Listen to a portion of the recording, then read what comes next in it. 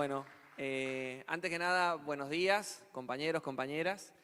Muchas gracias a ustedes por la paciencia al principio, al mismo tiempo por su presencia en este congreso.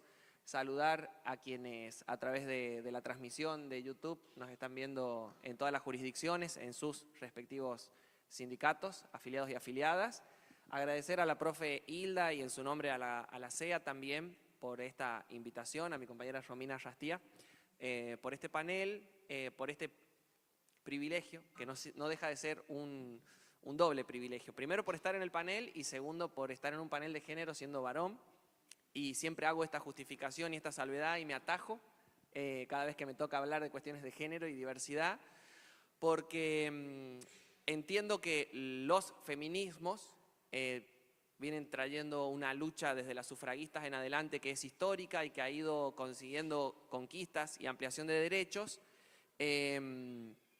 pero también ha tenido mucha resistencia y principalmente la resistencia ha sido del machismo, del patriarcado, y en esa los varones, en esas resistencias, hemos también dado nuestra, digamos, contrabatalla hegemónica, digamos. Y me parece que en las circunstancias actuales lo que tenemos que hacer, y me pregunto yo muchas veces qué rol cumplimos los varones en los feminismos, si estamos dentro o si estamos fuera. Y siempre mi respuesta es como ambigua. Yo creo que no tenemos que estar afuera de los feminismos, pero tampoco tenemos que estar adentro.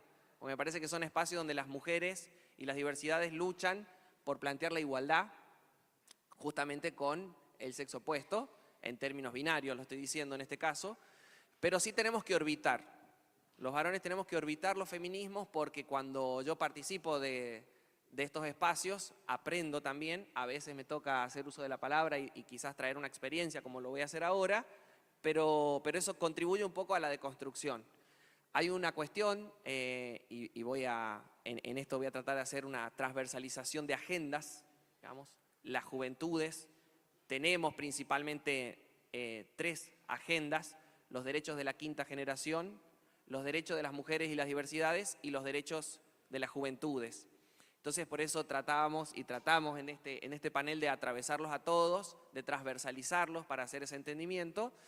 Y la cuestión de género no nos pasa, digamos, por al lado, porque eso que yo decía al principio, de esa lucha contrahegemónica que hace el patriarcado, que hace el machismo, tiene que ver con resistencias, y esas resistencias muchas veces también son en términos discursivos e ideológicos. Seguro que muchos y muchas de ustedes han escuchado, o hasta probablemente lo hayan dicho, que hay una cuestión de ideología de género. Romina lo decía como adoctrinamiento, esto que se nos denuncia cuando queremos enseñar perspectiva de género, queremos enseñar educación sexual integral, se nos acusa de que estamos tratando de torcer mentalidades infantes para imponer una ideología. Y nosotros hablamos de perspectiva. Vamos a la etimología de la palabra.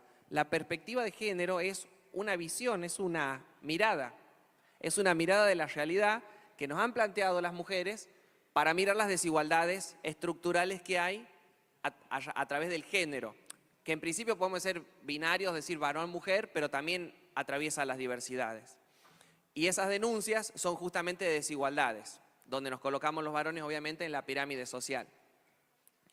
Y en estas denuncias o en esta lucha, los feminismos siempre han sido capaces de construir ciencia, porque el feminismo es una ciencia, tiene su método, tiene su objeto de estudio, pero al mismo tiempo han construido empatía. Esta lucha que empezó con las sufragistas y que era por el voto y que era de las mujeres, no tuvieron inconvenientes las mujeres, no tuvieron inconvenientes las madres de plaza, en decir, bueno, estamos hablando de derechos que son humanos.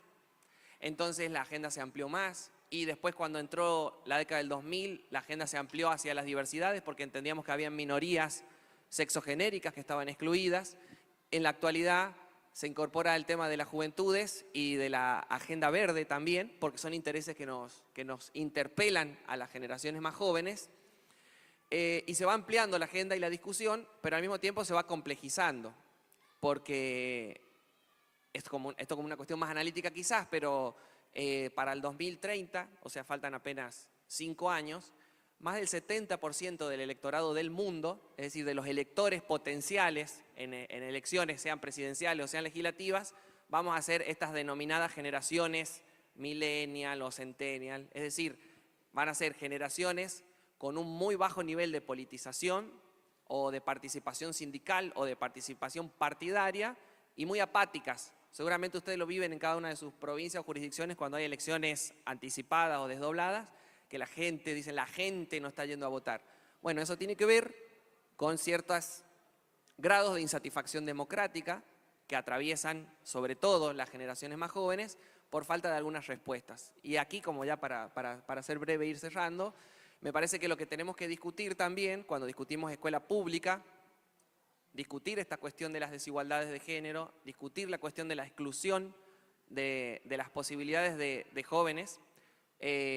Todo el tiempo hablamos, yo lo hablaba en la previa del Congreso, cuando tenemos discusiones acá en el café o en el almuerzo, sobre cómo el valor, lo aprendí también cuando estuvimos en Brasilia, en la red de trabajadoras y en el tercer encuentro por la pública, que tenemos uno de los valores más grandes como país en la Argentina, que es la educación pública como una oportunidad de la movilidad social ascendente. Y me la empecé a cuestionar a la movilidad social ascendente, a pesar de que somos el país que tiene la gratuidad irrestricta en el ingreso del maternal, del inicial, de la primaria, de la secundaria, incluso de la universidad pública, a pesar de los avatares que está sufriendo ahora el sistema público formador. Pero nosotros lo veíamos, o al menos en lo que se conocía como la sociedad industrial, que está totalmente en crisis, una oportunidad en la escuela de un cambio de vida, de una transformación y un desarrollo humano. Pero esa movilidad social era para ascender. La pregunta que nos tenemos que hacer todos y todas y trabajar en estas nuevas agendas es ascender hacia dónde. Porque yo entré a la escuela con una expectativa de ascenso social porque había un horizonte al cual llegar. Y ese horizonte cada vez se corre más en la actualidad, porque no hay puestos de trabajo, porque no hay horas disponibles, porque no hay estabilidad, incluso eso nos atraviesa también muchas veces a los docentes, porque no tenemos posibilidad de la vivienda propia y tenemos que alquilar. Es decir, que la inestabilidad, la falta de acceso a la vivienda, el desmantelamiento del Estado reducen las posibilidades. Entonces la movilidad no está totalmente garantizada y aunque accediéramos a las titulaciones, no tenemos los suficientes puestos de trabajo o esos puestos no remuneran lo suficiente para el desarrollo humano.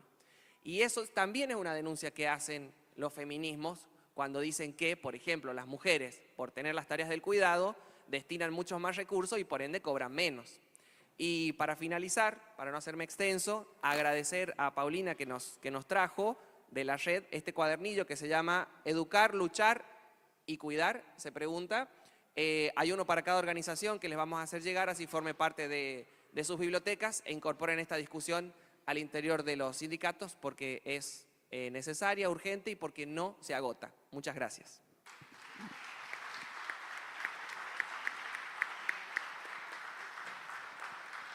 Como podemos ver, tenemos mucho futuro a través del feminismo, acá representado por nuestra compañera y acá con nuestros jóvenes. Tenemos mucho por delante. Hablamos de las calamidades que vive este país con las políticas que lleva adelante este gobierno nacional, pero tenemos la esperanza de la organización. Vamos a recuperar lo que venimos perdiendo desde las organizaciones, organizadas las mujeres, organizados los jóvenes, organizados gremialmente, no nos van a poder torcer. Viva la CEA, viva estar acá, viva la democracia. Muchas gracias compañeras y compañeros que vinieron a acompañarnos. Gracias.